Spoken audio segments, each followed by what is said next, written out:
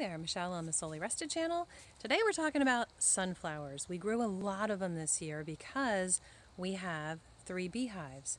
And with an apiary, you want to have the best sources and the most sources of pollen for the bees that you can. We found out that we love sunflower honey.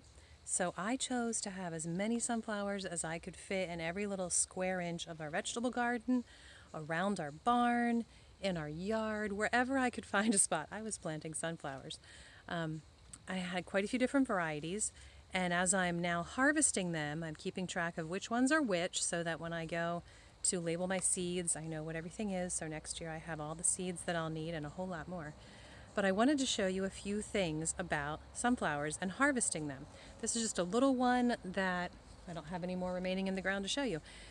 Some varieties of sunflowers will get the giant center flower and then lots of little ones stemming off all the way to halfway down the tall sunflower stem. So this is just a little one off of the side. But first of all, the seeds, I have an itch.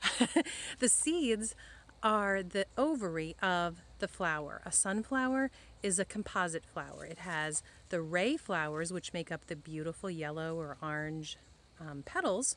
And at the base of each petal is a seed, and that's one of your ray flowers.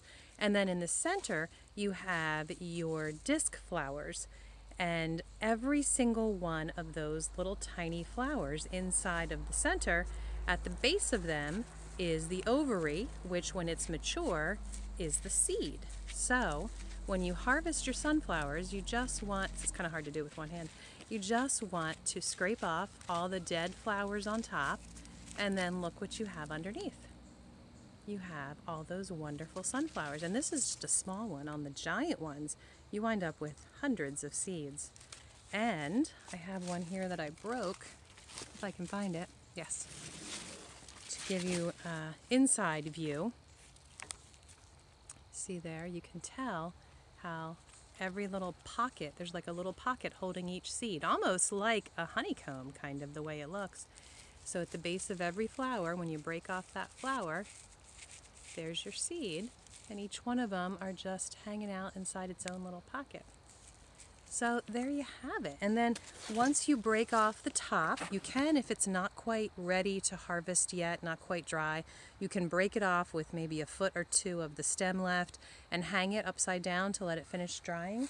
And then the stalk itself, you're going to want to take out, and this one is, it's not really an easy task. These are actually rather small ones. We had some really big ones that were 2 or 3 times the width of this one, the diameter of it.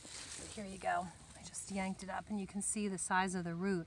Sometimes it's harder than that. If you have a really thick sunflower, it can be really hard to yank it out of the ground. But the size of the root amazes me every time.